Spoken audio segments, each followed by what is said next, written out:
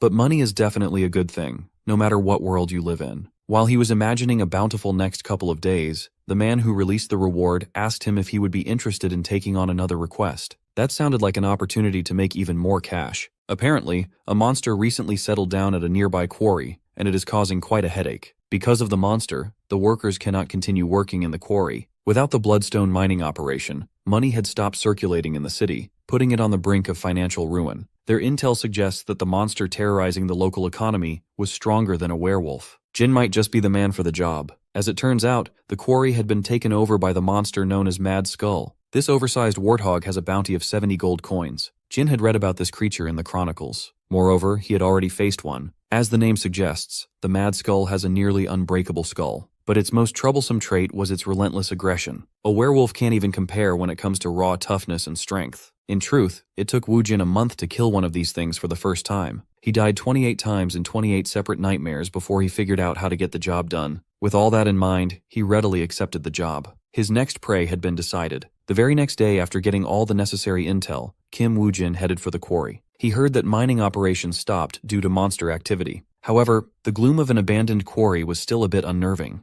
This was not a place he would want to stay long. Wanting to finish the job as soon as possible, he headed for the massive mining tunnel, but was stopped before entering. Gathered outside the tunnel was a group of people claiming to have arrived first. They were just prepping for battle, so it would be cool if Jin waited for his turn. Right away, he was ticked off that a bunch of randoms wanted him to waste time and queue for a monster hunt. The leader of the group suggested they join forces so there would be no waiting game. They were clearly a mercenary troop. If these mercs were good enough to kill the Mad Skull, coming all the way here would have been for nothing. He doesn't really want to fight some people who are just trying to make a living. Even though there would have to be some loot sharing, it might be better to keep the peace and work together. Still, he knows not to trust these strangers too easily. Showing a little bit of teeth, he confronted the mercs about why they'd want to recruit someone they know nothing about. The red-haired leader chuckled and embarrassedly admitted that he was the type to prioritize safety over performance. He took one look at the lone hunter and knew that he was strong. He would be a huge boon to the team. Still speaking with a hint of hostility, Jin asked how Red gauged his strength. Red simply pointed to the side and answered that the wolf would not be following a weak master. The mutt was now licking the face of one of the mercs, a beautiful blonde woman. She claimed that even the Order Alliance had not been able to tame a prideful, independent wolf before. Jin specifically told Mutt to stay hidden, but here he was, licking some pretty lady's face. He's just like me for real. He quickly figured out why the mutt disobeyed.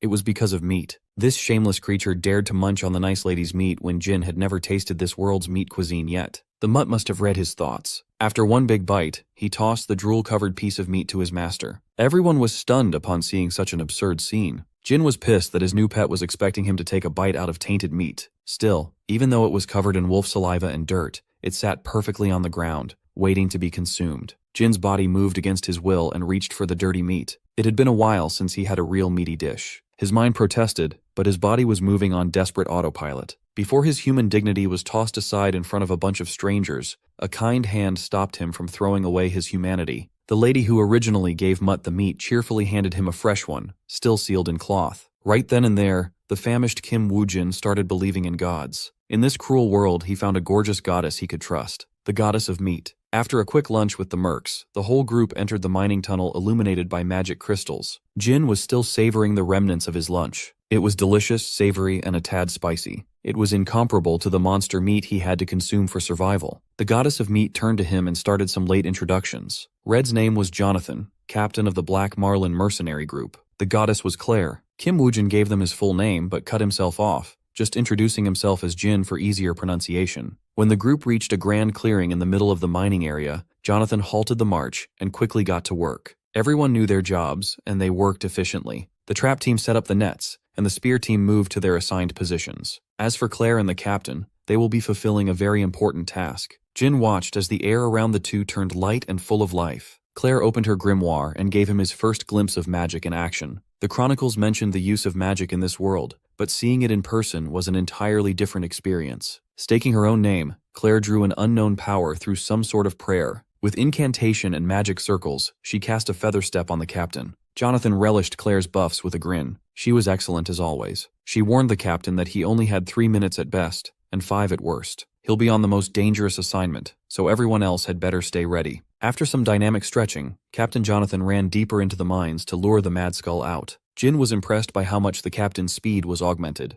Magic sure was cool. He suddenly had an itch to learn how to use magic like Claire. While the captain was out, the chain of command and discipline stayed intact. It was a great operation. They knew that if even one person made a mistake, they could all die in the blink of an eye. The mercs were planning on driving the monster into a trap and pouring every bit of firepower into it. It was not a bad plan by any means. However, he was skeptical whether this would work specifically against a monster like Mad Skull. Just a few minutes later, the sound of the captain's footsteps could be heard getting closer. Jonathan signaled the trap team to load up as he smoothly drifted back to home base. The trap team pulled on their nets with all their might and effectively halted the Mad Skull's mad charge. Each rope was manned by multiple muscles to ensure the trap would hold firm. Once certain that the oversized boar was stuck in place, the mercs brought out their spears. They threw those things like harpoons, piercing through the monster's thick hide. The pain of multiple sharp objects piercing its skin made the boar roar with an unpleasant sound. It made the trap team falter a little, but they remained standing. Fueled by the pain and its natural aggression, the Mad Skull generated more sudden force than they were expecting. Jin watched in high alert as the entire trap team was lifted off their feet. When it came to raw strength, the beast easily outclassed the entire mercenary troop combined. After landing back on the ground, the trap team tried their hardest to regain footing. Weaknesses in a few key areas resulted in the beast breaking free from the restriction. It immediately aggroed into the team that dared to tie the beast down. Claire was directly in its line of sight. Worried, she hurriedly loaded up a magic spell to repel the monster. Jin wasn't going to let the woman with the most delicious meat get mauled by a reckless boar. Without a hint of fear, he faced the Mad Skull in isolation. The overwhelming force threatened to send him flying, but he gambled his aura by stopping the violent charge with his bare hands. Claire saw what he was doing and warned him against such a boneheaded approach. He did not listen, nor did he need to listen. He might be one of the few people in this world who knew how to properly take down a Mad Skull. Jin pushed the tusks to the side, creating some space. Using that gap, he reached for his blade. He sliced up, hoping to deal some heavy damage to the monster's chin. Unfortunately, even though he had gotten stronger, he did not have enough raw strength to end it in one hit. Naturally, the Mad Skull had more raw power than he did. It also recovered surprisingly fast. The deadly tusks refocused their target lock, and Jin had let his guard down. On the brink of getting brutally stabbed, he was bailed out by timely support. Claire buffed him with a feather step, making it possible to throw himself out of the boar's line of attack. Feeling the effects of magic for the first time, he was astounded. His body felt so much lighter. It was like dropping a 30-kilo pack from his shoulders. With this, he should be able to hunt the Mad Skull in the most efficient way possible. The rest of the Black Marlin mercenary group congregated in his position, offering their help, but Jin cautiously told them to back off. For now, dicing up this pig would be easier to do alone, with no one getting in the way. Based on experience, hunting a Mad Skull was surprisingly straightforward. Even with such a menacing name, it's ultimately just a big pig. Sure, it could run supremely fast in a straight line, but its lateral movement is horrible. While being led out of the tunnel, it repeatedly crashed into the walls on either side. Managing its aggro while moving side to side is the easiest way to stop that seemingly unstoppable charge. After letting the beast make a fool of itself multiple times, Jin continued taking advantage of his agility buff. In desperation, the Mad Skull tried to take a bite of him, but it was too slow. For the second step of the hunt, one must view those tusks, as long swords, as the monster's hands, except that these murder weapons cannot be cut with a blade. The real juicy target was what's in the middle of those tusks, the monster's weak point, the nose. With a perfectly timed counter, Jin chopped that big-ass nose in half. He had already expected a crazy rampage after landing such an attack, but the pain of that wound should intensify with every movement. Eventually, it will become impossible to attack any further. Once the Mad Skull is exhausted and drained of blood, it's time to carve up the beast. Jin started the slaughter with the hind legs, slicing them apart to cut off mobility. Once the forelegs are out of the picture, that creature won't even be able to stand, let alone attack. After immobilizing and carving up his victim, a disturbing smile crept across his face. The mercs followed the fight, worried about the lone stranger. When they saw the aftermath of the Mad Skull's last-ditch effort to survive, they shuddered. Claire wanted to run up to Jin to make sure that he was all right, but the mutt stopped her from interfering. There was no need to worry or intervene. Jin is back with no Mad Skull in sight. Moreover, his mouth was suspiciously bloody. That guy could not resist eating some monster essence as a snack. The Mad Skull problem had been taken care of. All that's left was pork. Captain Jonathan had been working as a mercenary for a long time, and he had never heard of anyone taking down a Mad Skull solo. While everyone was celebrating, the mutt called everyone's attention as he growled upon smelling something. Another Mad Skull emerged from the mining shaft, and there were a few more behind. One of these bastards was hard enough to deal with. Multiples of them would be flat out impossible. Being an experienced merc, Jonathan collected himself, took up arms, and instructed his boys to prepare for battle. Before hostilities could erupt once more, Claire stopped the boneheaded boys. The mad skulls that emerged from the mining shaft were a concerned parent and 2 piglets. Those little crying chonkers were adorable. The parent was visibly upset but not acting aggressively. If anything, it was surrendering and retreating with the babies. They must have seen what that one human can do to their kind and decided that they wanted to keep living. A family of mad skulls must have taken over the quarry to raise their young in here. Now the captain feels kind of bad for breaking up a family, but he was also glad that they could wrap this up somewhat peacefully. By night, the mission was accomplished, and the victorious group had returned to 5th Pioneer City. The Black Marlins have gathered at the local pub to celebrate the massive dub without serious injuries. The time had come for the biggest highlight of the hunt. It's time to revel in the joy of labor. It's time for the bounty reveal. Everyone raised their glasses while Claire counted the money bags.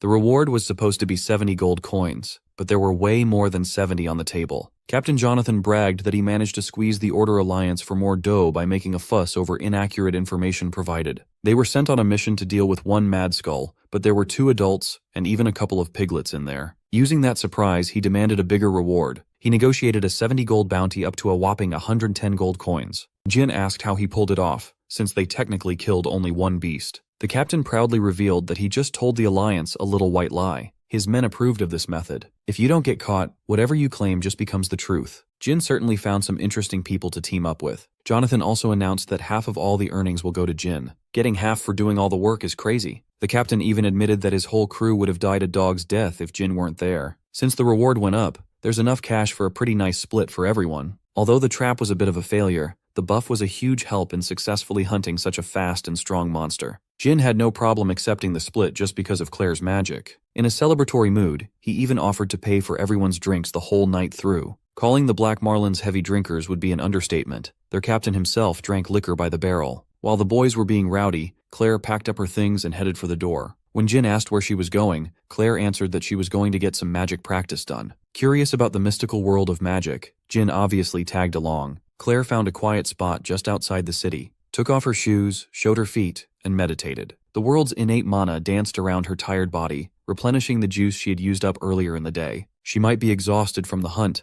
but she still found the time to train. Jin was impressed. With Claire's help, perhaps learning magic was a possibility for him too. When he brought it up with Claire the next day, she was open to the idea of tutoring him in arcane arts. She was surprisingly agreeable. She wanted to give him something as a gift anyway, so this was the perfect opportunity. When the mad skull charged at her, Jin stepped up to the plate, unlike a certain useless captain. She made sure that Jonathan heard her complaints about failing to uphold one of the basics of combat, protecting the mage. The captain interjected, warning Jin that learning magic cannot be done overnight, and they would have to leave 5th Pioneer City in 2 days. Claire argued that Jin could just tag along. Still, Jonathan didn't see any reason why such a strong monster hunter would waste his time following some mediocre mercenaries. He understands that a brave wolf is usually most comfortable alone. Interfering with his journey would be rude. They got it twisted though. Jin doesn't really have anything planned for the future, but the captain was making him feel like he needed to save face for no reason. Playing along with the lone wolf persona, he asked where the Black Marlins were heading next. They have a big job lined up in the 4th Pioneer City, so the course is set. Awkwardly averting his gaze,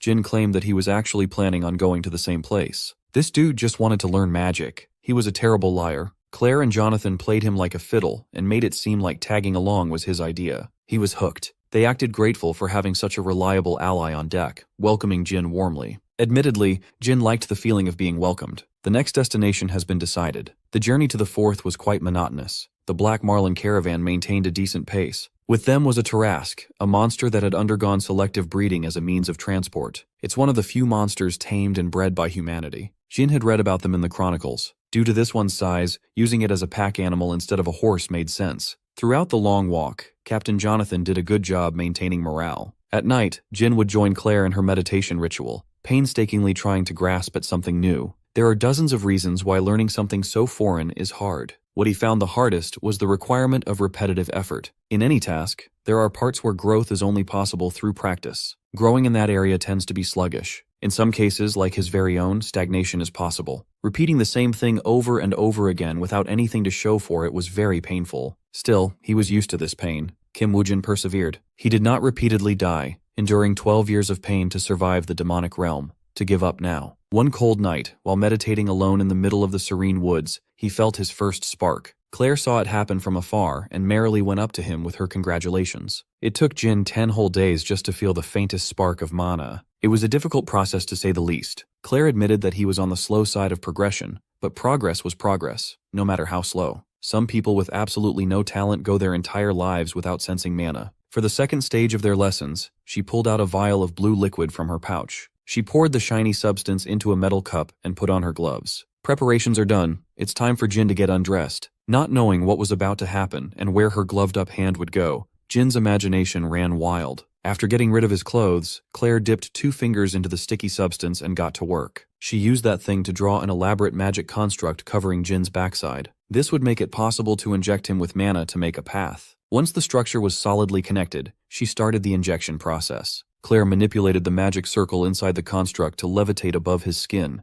When she gently put her energy in, Jin was jolted into high alert. The feeling was on a totally different scale than the tiny wisp he felt from meditating. Deep inside his body, he started sensing something thicker than blood flowing through invisible channels. It was mana. Real mana? Once again, she congratulated him for taking his first big step into the world of magic. There are 3 basic stages of wielding magic. First is simply feeling mana, next is storing that mana inside one's body. At last comes utilizing magic in its infinite forms. Since Jin passed the first stage, they should be able to move to the second stage tonight. Claire will control the mana and send it towards his heart to give it a kick start. It would be best if he held his breath while grasping the sensation to create a proper vessel to store magic inside his body. Once her preparation was done, she shoved a hefty amount of mana into his channels, coalescing in his heart. Suddenly, Claire felt like an insect being preyed upon by a dangerous savage, a killing praying mantis. It consumes its prey with reckless abandon, letting its poor victim scream in agony. Once it had taken the life of its fellow creature through predation,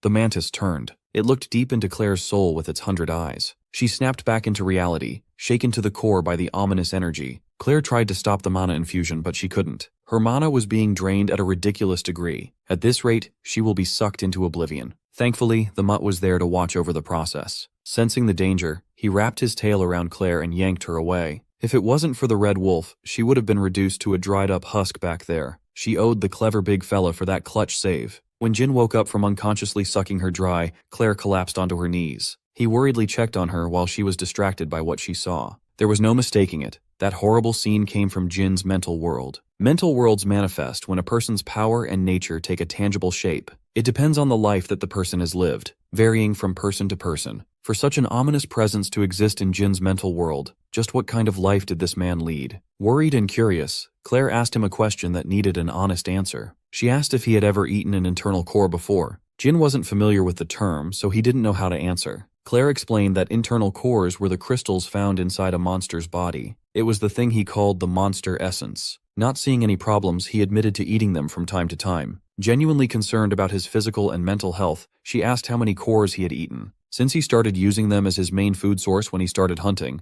and he's been killing non-stop for about 10 years now, he roughly estimated that he munched on maybe tens of thousands of them. He didn't see any problems with doing so. His stomach was never upset about his diet. You see, normally, humans who eat an internal core either die or turn into a monster themselves. By definition, karma is known as retribution. It is also the name of the turbid energy, abundant in the demonic realm. Living beings that absorb such a thing gain bizarre abilities and anomalies in their bodies. Upon accumulating enough karma, a nucleus can be formed, and a monster core is born. Over the next few days, Claire kept a close eye on Jin. One possibility kept bothering her. Out in the world, there are entities known to a few as dark priests. When the otherworldly gate opened and malicious karma engulfed the world, some humans followed the monsters and absorbed karma into their bodies. They hailed the beasts as angels. They ritualistically ate monster cores and sacrificed their fellow men. They were dangerous. Jin's confession reminded Claire of those mad men. Like the dark priests, he had eaten monster cores, tens of thousands of them no less. Still, if he were a dark priest, he would not have admitted to dabbling in such a taboo practice so easily, nor would he show his mental world to a stranger. Those oddities only made him even stranger. Even if he didn't know the danger of monster cores, it's a mystery why he would pick up such gross things.